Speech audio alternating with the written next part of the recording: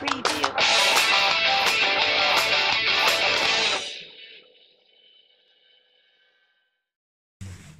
D'abord, je voudrais remercier les journalistes pour s'être déplacés à cette invitation.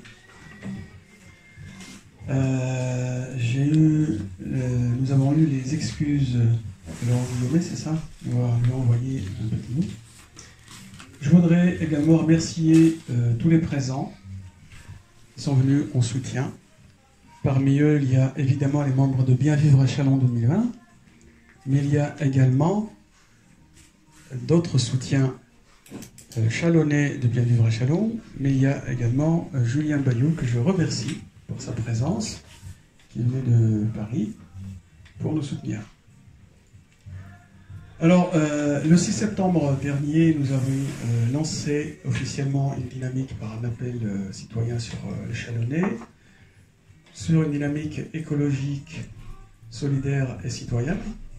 Aujourd'hui, nous franchissons une deuxième étape, qui est celle de l'officialisation de la tête de liste et des porte-paroles pour avancer, bien entendu, dans la campagne pour les municipales 2020. Lors de cette campagne, nous allons faire, d'ailleurs je l'annonce aujourd'hui officiellement avec mes amis ici présents, le 26 octobre, nous aurons une agora thématique, c'est-à-dire en fait une réunion publique avec les Chalonnais, c'est samedi après-midi à 14 h, pour parler des thématiques, débattre des thématiques, et bien sûr pour la construction commune ensemble du programme qu'il faut pour les Chalonnais. Parce que pour les Chalonnais, nous avons une vision. Cette vision, nous l'avons décrite régulièrement, qui est la vision d'une ville apaisée, une ville où il faut bon vivre, raison pour laquelle nous avons appelé notre dynamique Bien Vivre à Châlons. Alors, Bien Vivre à Châlons, c'est respirer un air sain, manger, se nourrir de manière saine, avec une agriculture locale et sans pesticides. C'est respirer un air sain sans polluants, pouvoir se déplacer à la fois proprement mais efficacement sur tout le Chalonnais. Et se déplacer signifie également l'utilisation efficace et large des transports publics, notamment pour, bien entendu, l'accessibilité au train notamment. Parce que vous n'ignorez pas que récemment, il y a un petit souci au niveau du Châlons sur une création de zone bleue qui a créé des mécontentements, notamment auprès des usagers qui prennent le train.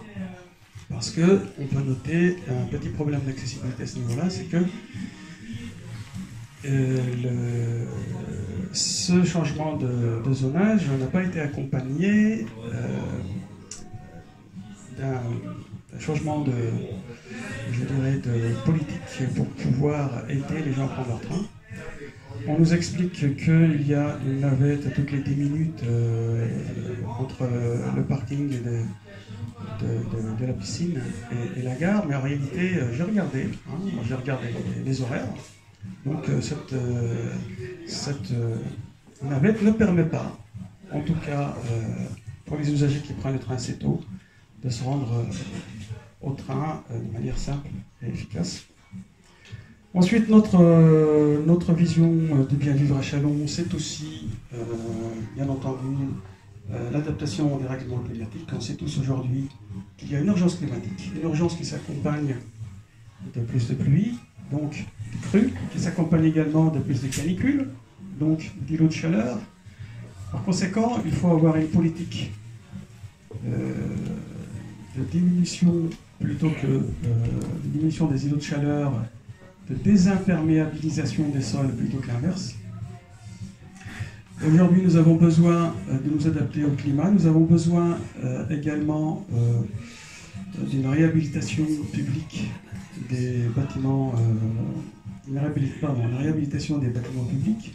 Nous avons besoin de promouvoir des énergies renouvelables parce que nous avons besoin, encore une fois, de nous adapter au changement climatique. Bien entendu, le changement climatique, les premières victimes en sont les plus vulnérables, les plus fragiles. Raison pour laquelle nous avons aussi une dimension sociale de notre vision de Chalon. Nous avons également une vision solidaire. Et enfin, le bien vivre à Chalon s'accompagne également d'une qualité de vie localement, c'est-à-dire un cadre agréable, un cadre végétalisé, la nature en ville, mais aussi des relations apaisées entre habitants. Voilà, je vous remercie. Je vais faire. Donc, oui, j'ai oublié. Donc, je remercie également les membres de Bien Vivre à Chalon pour m'avoir désigné comme tête de liste pour Bien Vivre à Chalon 2020.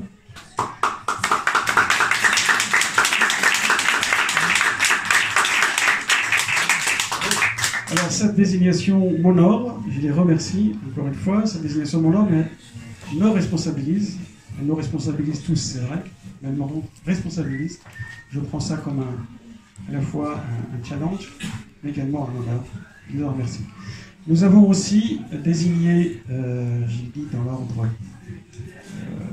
comment dirais-je, qui se présente. Donc il y a, non, mais en fait, il n'y a pas d'ordre pour les porte-parole, mais voilà, je présente d'abord donc Sabine Blondeau, qui est porte-parole, ainsi que Éric Rivoulet, à qui je passerai la parole pour qu'ils disent quelques mots.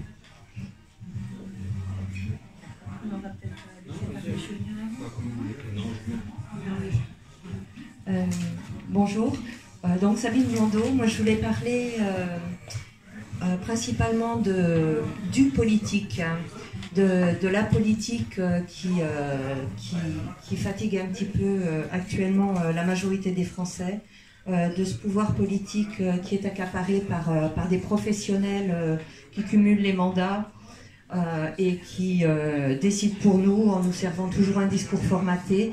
Nous on veut revenir avec Bien Vivre à Chalon au politique. Le politique c'est l'habitant. Voilà, j'ai été pour vous parler un petit peu de ce que j'ai fait sur Chalon, j'ai été membre pendant 3 ans du conseil citoyen des Aubépins, dans un quartier prioritaire. 3 ans, c'est la durée d'un mandat. Vous m'excuserez si j'ai l'air de lire, mais de temps en temps, je lis un petit peu parce que je commence à prendre la parole. Voilà, le conseil citoyen, c'est une instance qui nous avait été présentée au départ comme un espace d'expression pour les habitants, d'expression citoyenne, basé sur l'expertise d'usage des habitants. Or, actuellement, les moyens d'expression et d'action de ces conseils sont limités par le manque d'écoute des instances et par ce qu'on peut appeler le politiquement correct et le pouvoir en place. À force, finalement, d'être limité dans son pouvoir d'expression, la plupart des gens, des habitants, en arrivent à un sentiment d'impuissance, ressenti comme une atteinte à l'intégrité de soi. Et finalement, ça amène à une diminution, ça entraîne une diminution, voire une destruction de la capacité d'agir, du pouvoir de faire.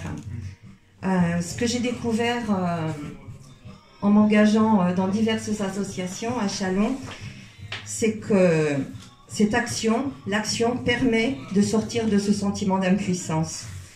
Pouvoir agir individuellement et collectivement, c'est un processus par lequel on peut accéder essentiellement ensemble ou séparément à une plus grande possibilité d'agir sur ce qui est important pour nous-mêmes, pour nos proches et donc pour la vie locale et le vivre ensemble. Il n'y a pas besoin d'être expert pour faire de la politique, d'être professionnel pour prendre part à la vie politique de sa commune. Chaque habitant donc dispose d'une expertise d'usage sur la gestion de sa ville, puisqu'il en a l'usage. L'intelligence collective, c'est à ça que je veux en venir. L'intelligence collective naît dans la reconnaissance et l'activation des petits apports de chacun. Je cite. Et ça permet de faire de grandes choses, en tout cas plus grandes et plus nombreuses que la simple somme des actions de chacun. Donc avec la liste Bien Vivre à Chalon 2020, nous souhaitons favoriser le pouvoir de s'exprimer des habitants, en respectant la vie, la parole et la dignité de chacun. Encourager les Chalonnais à participer à une nouvelle forme de gouvernance partagée, une démocratie vivante, permanente, respectueuse, dans une transition écologique et solidaire, bien sûr, pour notre avenir et pour nos enfants. je laisse la parole à Eric.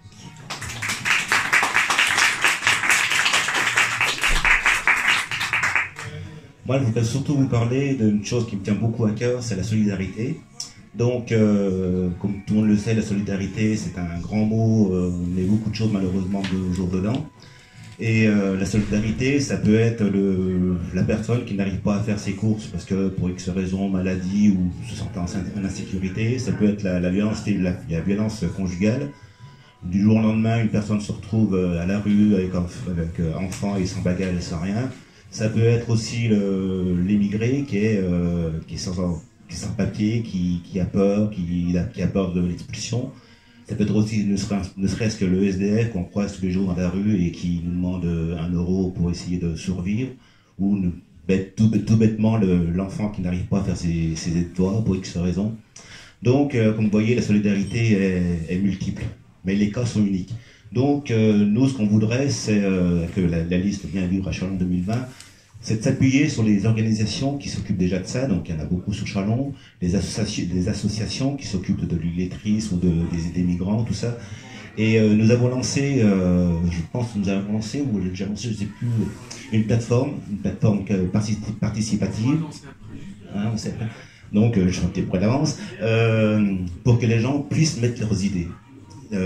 Comment ils voient la solidarité sur Chalon-sur-Saône, comment ils voient ne serait-ce aussi l'économie, l'écologie et la citoyenneté. Cette plateforme, on y croit beaucoup, parce qu'on sait que les gens ont des choses à dire. Il ne faut pas seulement les entendre, les gens, il faut aussi les écouter, et ça c'est le gros problème de beaucoup de politiques de nos jours. Ils entendent beaucoup les gens, mais ils ne les écoutent pas. Et nous, on veut faire de Chalon-sur-Saône, la liste Bien Vivre à Chalon-sur-Saône, vraiment un projet participatif. Ça sera pas on a une vision de Châlons, on sait où on veut aller à peu près, mais c'est sûr que si les gens nous demandent des choses qui sont complètement à côté de ce qu'on veut, nous, ça sera non. Mais cette participation, cette plateforme participative, servez-vous-en les Chalonnais. On va vous écouter. Ça, je vous le promets, on vous écoutera. Servez-vous de cette plateforme. Mettez-y vos idées, mettez-y tout ce que vous voulez, mettez-y votre cœur. Faisons de Chalon-sur-Saône une ville qui soit connue dans le monde entier pour son bien vivre et non pas pour des milieux de substitution, pour un maire qui refuse d'aller voir un tel parce qu'il est ministre ou président. Donc faisons Châlons ensemble. Et maintenant je repasse la parole.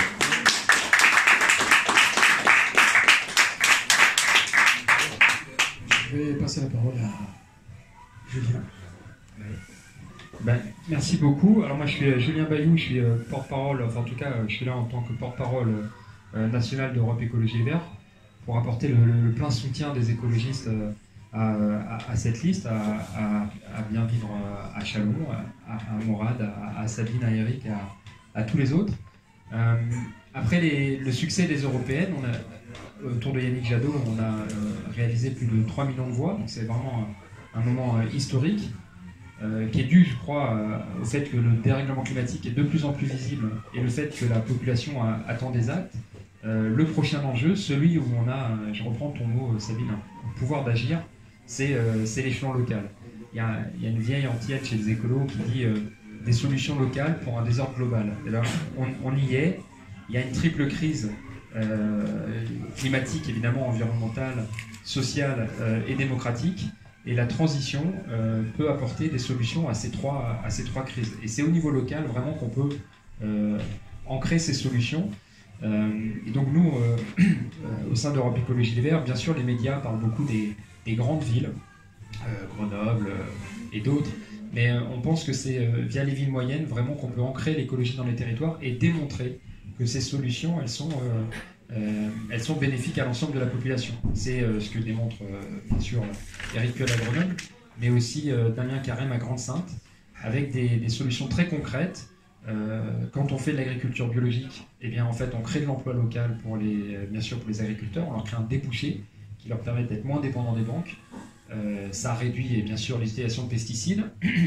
Ça permet aussi, et on l'oublie, de fournir un bon repas à tous les enfants, même ceux qui ont des parents qui n'ont pas beaucoup de revenus.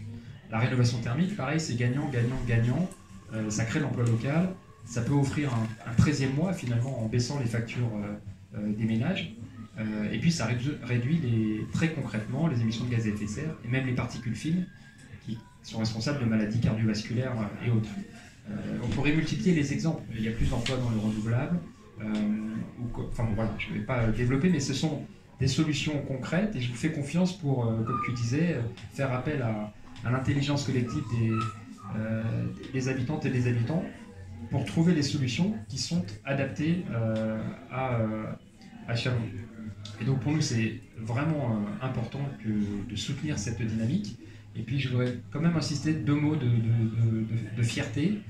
Fierté que tu sois tête de liste Mourad, je pense qu'avec ton parcours, tu illustres à quel point l'écologie, il n'y a pas à choisir entre environnement, justice sociale, c'est intrinsèquement lié. Tu redonnes, voilà, quand vous œuvrez pour l'accueil des migrants, et bien vous redonnez de la noblesse au mot qui est gravé sur les mairies, mais que des fois on oublie. Le mot, en tout cas que le maire semble oublier le mot fraternité. Et puis la fierté aussi d'un parcours. Et je pense que c'est ça qui fera la différence. Il y a beaucoup de gens qui vont se dire écologistes dans cette élection, à Châlons mais partout ailleurs. La question c'est celle de la cohérence et de la constance dans l'engagement. C'est ça qui a fait la différence aux européennes.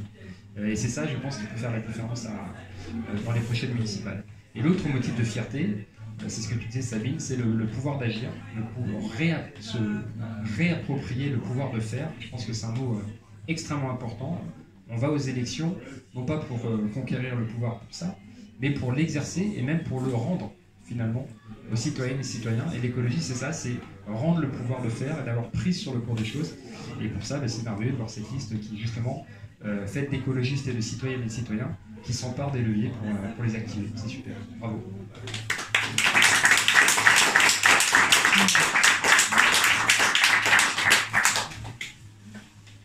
Merci Julien. Est-ce que vous avez des questions?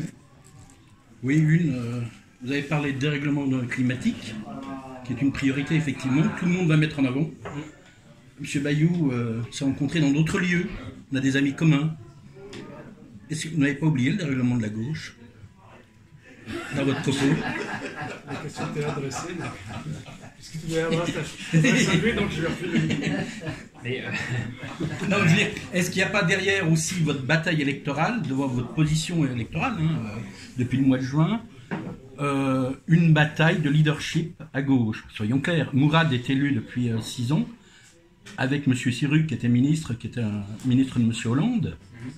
Est-ce qu'il n'y a pas aussi, dans votre formation politique, je m'adresse plus particulièrement à toi, puisque tu es porte-parole de LV, une bataille de celui qui sera premier, quoi? Nous visons de gagner Châlons.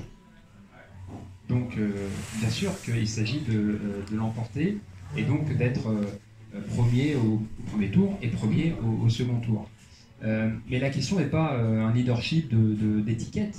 Nous disons l'écologie, c'est l'enjeu central du XXIe siècle. Et ce sont les scientifiques qui le disent, et Greta Thunberg qui le dit. D'ailleurs, elle dit « écoutez les scientifiques ». Et nous, on dit ça, mais les écologistes le disent depuis longtemps, depuis des décennies, ils n'étaient pas écoutés. Et ils disaient « il faut se battre pour les générations futures ». Et ce que dit Greta Thunberg, c'est elle dit moi, vous êtes sympa, quand vous parlez de 2050, vous serez plus là, et moi, j'aurai 47 ans. Donc, on parle maintenant des générations présentes. Et en plus, il se trouve qu'elles se battent dans la rue et dans les urnes.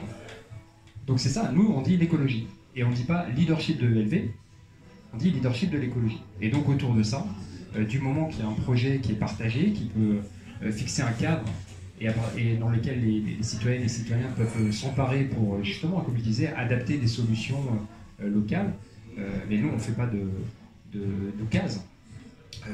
Ici, c'est autour de Bienvenue à Châlons. À Besançon, ça sera autour d'une liste ELV. À Toulouse, c'est dans le cadre d'un collectif qui s'appelle l'Archipel Citoyen. Donc l'enjeu est vraiment pas là-dessus. L'enjeu, c'est l'écologie et le fait d'adapter ces solutions au niveau local, au plus proche des citoyennes et des citoyens. C'est ça l'enjeu. Et c'est comme ça qu'on luttera à la fois contre le dérèglement climatique et contre ce sentiment de dépossession de la part des habitants. Merci. Dernière question. Vous citez souvent Éric Piolle et Damien Carême. Oui. plus souvent d'ailleurs le deuxième que le premier. Pour observer. Soyons clairs. Est-ce que vous avez l'intention d'inviter l'un ou l'autre à Châlons? Est-ce que l'un ou l'autre sera prochainement dans notre ville? Eh bien, je peux dire déjà que, bien sûr, Damien Carême soutient la liste. Il m'a chargé de vous passer le message, je l'ai eu il y a quelques jours. Et je crois qu'il viendra le 19 octobre à l'invitation d'une association qui œuvre contre... À côté. Voilà. Et on organisera une conférence de presse, un point presse de soutien pour expliquer son soutien à la liste. Ça ne fait pas de difficulté. Alors, Merci. on a une tête de liste, on a 2 porte-paroles. Quand est-ce qu'on aura le programme et comment va être élaboré le programme de cette liste? Alors, le programme, la bonne question qu'attendent les journalistes en général, c'est normal. Et les habitants. Alors, nous ne sont sommes pas sur, je dirais, le scénario. Nous sommes des sachants qui avons un programme, qui proposons, et que les autres n'ont plus qu'à appliquer. La méthode est différente. C'est vrai que nous avons un cadre. Ce cadre est résumé par les 3 mots principaux au-dessus de notre appel, qui sont l'écologie. Fondamentalement, l'écologie recouvre tout le reste, mais quand même, on précise tout de même que donc on a l'écologie, la citoyenneté et la solidarité, d'accord? Donc en fait, il y a aussi l'économie, il y a aussi tout un tas de choses. Donc nous avons un cadre qui tourne autour de cela. À partir du moment où le cadre est fixé, dans ce cadre, le travail programmatique se fait avec les habitants. C'est pour ça que, comme Eric l'avait dit tout à l'heure, nous avons mis en place une plateforme sur Internet qui n'est pas encore publique parce que pour certains nous disons, voilà, nous allons la publier, je crois, la semaine prochaine, bientôt en tout cas, avec des propositions, des interactions avec les habitants, etc. Et par ailleurs, nous-mêmes, nous avons déjà commencé à aller à la rencontre des habitants dans les rues de Châlons, avec un questionnaire, où nous demandons aux habitants ce qu'ils pensaient de leur quotidien, de tout un tas d'autres choses. Bien sûr, nous avons aussi fixé une date, je l'ai dit tout à l'heure, qui est celle du 26 octobre, où il y aura une discussion avec les Chalonnais autour de thématiques nombreuses, thématiques en rapport avec la qualité de vie sur Châlons et tout ça. Et donc ça sera le 26 octobre, samedi à 14h. Bien sûr, nous avons des idées, bien entendu, nous avons travaillé. Sauf que nous ne sommes pas sur l'idée qu'il faut faire tout à la place des gens. Bien sûr, sinon nous ne serions pas là. Nous avons une vision du Châlons, nous avons travaillé là-dessus, ça fait plusieurs mois quand même que nous travaillons. Le collectif Bien Vivre à Châlons est né, malgré tout, au printemps 2018. Après, à partir de là, nous avons, avec les rencontres avec les ateliers citoyens, avec les rencontres avec les Chalonnais, et ainsi de suite, nous avons affiné un petit peu notre vision. Mais c'est sur cette vision-là, bien entendu, si on veut présenter un programme, il faut quand même avoir des interactions avec les Chalonnais. Et c'est ça, c'est à partir de là qu'il y aura un programme définitif qui va sortir, je ne dirais pas au dernier moment, mais en temps voulu. Merci. Donc il y aura plein de propositions des Chalonnais par Internet ou par des questionnaires dans les rues. Et après, qui va faire la synthèse de tout ça? Parce que je pense qu'il y aura des contradictions. Oui. Qui va faire la synthèse, qui va dire, dans toutes ces propositions, voilà ce qu'on garde pour notre liste et pour proposer sur le programme aux Chalonnais? Les synthèses se feront évidemment déjà entre nous, puisqu'il y a une équipe qui travaille, une équipe technique, et bien entendu, il y aura une synthèse, on va synthétiser tout ça, mettre en exergue effectivement les éventuelles contradictions. Les éventuelles contradictions, déjà le cadre lui-même, ça peut être placé, il peut aider à... Le cadre lui-même peut aider à choisir, puisque entre deux choses contradictoires, donc l'une est moins écolo que l'autre, le choix est vite fait. Mais bon, ça, de toute façon, le moment venu, on en parlera. Est-ce que vous avez déjà des idées précises? Vous parliez tout à l'heure de revégétalisation de la ville, peut-être aussi suivre l'exemple de Grenoble, je crois, d'un revenu minimum financé par la transition énergétique, ce genre de choses. C'est un grand centre avec des vainqueurs. Parce que voilà, vous avez déjà ce genre de Nous avons pensé aussi à ce genre de choses, bien entendu. Mais encore une fois, ça sortira en temps voulu. Oui. On ne va pas faire à l'ancienne, on va dire voilà, nous avons la proposition. Bien entendu, je sais que Daniel il doit sourire. Et que oui, mais il y a déjà une association qui fait ça. Mais non, on va valider d'abord avec la population chalonnaise ce qu'on veut porter. Mais pour l'instant, nous avons effectivement des idées, mais nous attendons quand même les réunions, les échanges, les rencontres avec les citoyens, voir vraiment ce que préfèrent les citoyens, peut-être que nous avons aussi pas pensé à certaines choses.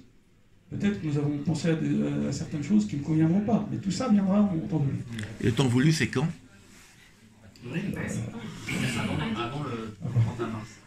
Avant les élections, oui. Avant le 15 mars. Mais c'est-à-dire... De toute façon, les journalistes seront au courant. Non, mais les Chalonnais voudraient savoir un petit peu quand est-ce que le programme va être donné en janvier, février, le 25 mars, le 14 mars. Alors, il est toujours dangereux de donner une date butoir, ce genre de choses. Surtout que si on construit avec les autres dans l'intelligence collective. On sait tous que l'intelligence collective signifie des réunions, signifie des échanges, donc forcément, des fois c'est un peu plus long que d'autres fois. Oui, on peut décider comme ça, c'est ça, et ça ne sera pas autrement, donc on peut le sortir demain. Ça, c'est pas un souci. Mais c'est pas notre manière de faire. Par conséquent, bon... On peut estimer effectivement que le programme, en tout cas, il sera prêt pour les élections, c'est sûr. C'est un scoop.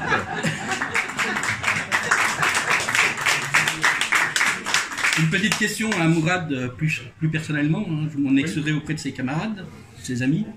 Vous êtes conseiller municipal depuis 5 ans, enfin 6 ans bientôt. Oui. Quel bilan vous tirez de votre participation au conseil municipal? Et je m'excuse de votre participation au sein du groupe Chalon Autrement. Alors déjà sur le groupe Chalon Autrement, j'ai toujours été fier d'appartenir à ce groupe parce qu'on a fait quand même depuis 2014 un travail formidable au sein de l'opposition dans l'intérêt général chalonnaise. Maintenant, le groupe il est formé pour la mandature 2014-2020. Ce qui veut dire que ce qui va se passer après... il n'y a aucune raison que ce soit exactement la même chose qui se reproduit. Mais cela dit, nous allons tous dans le même sens, qui est l'intérêt général chalonnais. Après, ensuite, la première question, c'était... C'est le bilan de 6 ans. Et je sais pas moi, une grosse critique, enfin, on en trouvait plusieurs, mais bon... Trois grosses critiques. 2 ou 3 grosses critiques à l'égard de la majorité sortante, et notamment de M. Platré, puisque c'est votre challenger. Quoi. Bien sûr. Alors, il y a 3 autres critiques. Bon, le repas de substitution a été évoqué, par exemple. J'avais même proposé un repas végétarien dans un vœu, je crois que tu es au courant, je crois que vous êtes tous au courant, lorsqu'il y a eu un arrêté, lorsque l'arrêté de justice a été rendu, que la ville de Châlons a perdu. Hein. Donc, si vous vous souvenez de ce vœu, il a été très apaisé, il a été écrit de manière... très calme, dans le but d'apaiser un peu les tensions. Mais M. Platrel, oui, j'avais proposé quand même une alternative végétarienne. Hein, voilà. Il a été balayé comme ça, de manière, je dirais même méprisante, parce qu'en fait, lui qui d'habitude, quand même prend son temps pour lire dire des choses, etc. Nous, qui d'habitude avons au règlement du conseil municipal la possibilité de lire nous-mêmes notre vœu quand arrive le moment, ensuite le présenter au débat, mais ce jour-là, c'était la première fois qu'il a fait ça, du coup il a reproduit. Il avait lu, ce vœu très très vite, hop, il a dit je mets au voix, hop, c'était bouclé. On n'a même pas eu le temps d'avoir le moindre débat, d'ailleurs j'ai pris la parole après pour dire que c'est dommage qu'il n'ait pas eu de débat, bon, c'est pareil. Voilà, c'est fini, on n'en parle plus, emballé, c'est pesé. Donc voilà un premier point. D'ailleurs, ça ramène à la démocratie. Hein. Donc M. Platré, bon, il parle beaucoup de démocratie parce que justement, il se rend compte qu'il y a une demande au niveau de la démocratie. Mais sauf que pour la concertation, je me souviens en 2015, j'avais demandé à M. Platré un droit de pétition citoyenne. Bon, c'est pareil, il avait dit que moi, je suis pour la démocratie représentative. On m'a élu, c'est comme ça. Hein. Donc, aujourd'hui, il dit oui, je concerte la population. Mais il y a concertation et concertation. Parce que quand on concerte les gens pour un vrai projet de A à Z, c'est bien. même à la limite de A à X. Pourquoi pas? Mais quand on vous concerte uniquement pour choisir le papier peint, je suis désolé, c'est pas ma façon de voir les projets. Alors, ensuite, le bilan, par exemple la mobilité, bon, tu sais bien Daniel que ça fait déjà un moment que des associations sur la mobilité s'élèvent contre les mauvais choix de la majorité. Il se dit aussi, bon, je sens aussi que c'est Châlons qui bloque même au niveau des grands chalons pour rendre la mobilité, développer les facilités pour faire du vélo et autres mobilités douces.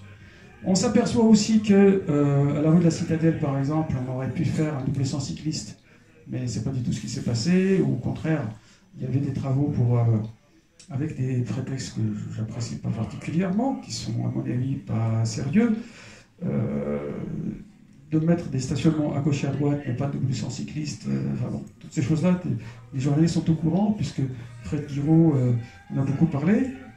Alors ensuite, oui, il y avait aussi le Sorsol et Acte qui sont aussi qui s'élèvent contre ce genre de choses. Alors, autre bilan, à l'ère du dérèglement climatique, on a plutôt besoin de réduire, d'enlever, de supprimer le plus d'îlots de chaleur possible lors des canicules.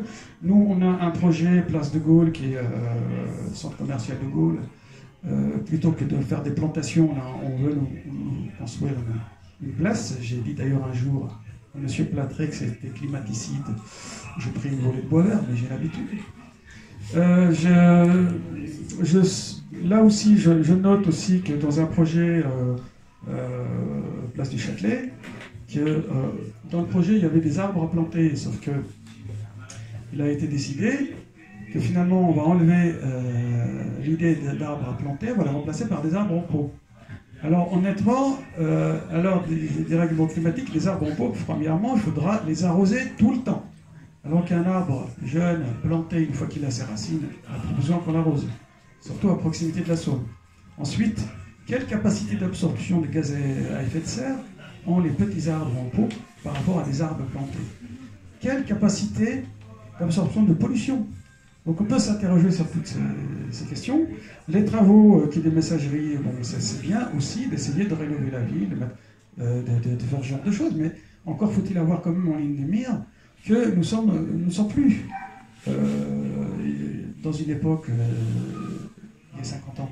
Aujourd'hui, nous avons effectivement une urgence qui est le dérèglement climatique, et donc il faut minéraliser le moins possible, végétaliser le plus possible, diminuer les pollutions. Enfin, voilà, donc je peux poursuivre, Daniel. Non, mais c'était quelques grands points, 3. Merci. Moi, je trouve que c'est frappant parce que là, on a. En fait, vous connaissez l'expression il est croyant, mais il n'est pas pratiquant. C'est-à-dire que. Il est pratiquant aussi, même. Sur l'écologie, j'imagine qu'il y aura des discours toujours plus verts et à la fin, c'est des arbres en pot. Ça n'a vraiment aucun sens. Pour le coup, c'est vraiment la meilleure manière que Chalon soit la risée en France. Donc, c'est pas du tout ça qu'il faut faire. Et sur la démocratie, nous, on est pour une démocratie en continu. Donc, il ne s'agit pas d'opposer démocratie représentative et démocratie participative. Mais il faut s'opposer à ça, c'est-à-dire voter pour moi et puis pendant 5 ans, vous vous occupez plus de rien. Ça, c'est la démocratie par intermittence.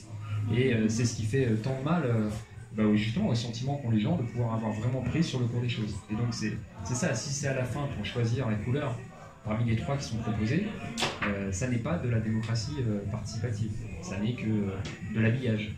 Par contre, quand on associe réellement les gens à la décision, et ça peut être très très local, par exemple cette ligne de bus dont tu parlais, c'est évident que si elle est au mauvais horaire, c'est qu'on n'a pas consulté les gens sur leurs vrais besoins. Donc nous croyons vraiment que mixer, joindre la démocratie représentative et la démocratie participative, ça produit de meilleures politiques publiques. Quelle sera la gouvernance de Mourad, maire de Chalon-sur-Saône? Parce que la gouvernance, c'est le gros problème. Toutes les listes opposées à Gilles Platré en parlent. Donc comment tu entends gouverner ton équipe municipale et la ville, le rôle des adjoints, etc. Parce que bon, apparemment, ce qui se dit, c'est que la gouvernance est Gilles Platré et le reste, ça n'existe pas. Alors comment tu vois, toi, ton rôle de maire?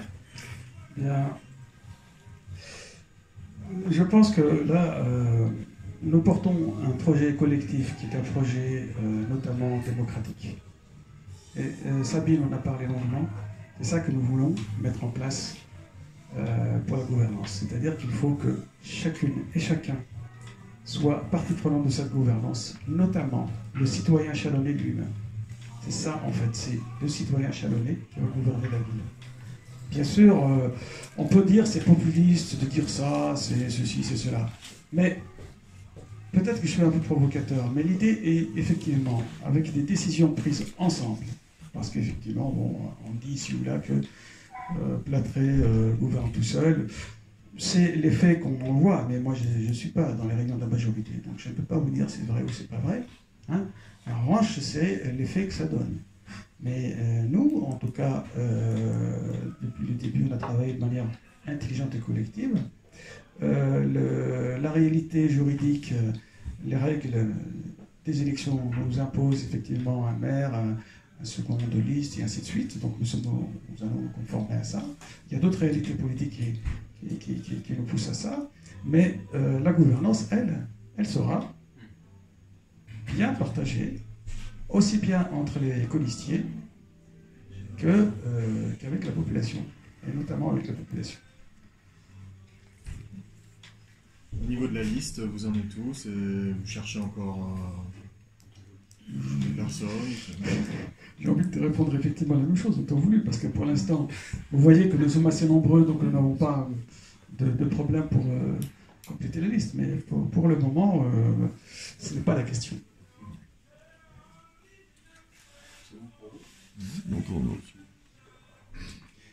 C'est bon. Ben, merci beaucoup.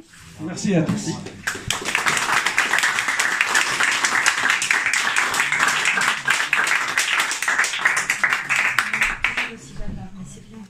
C'est toi qui étais interpellé, moi je sais pas. Là, tu voudrais rajouter d'autres choses, c'était une première...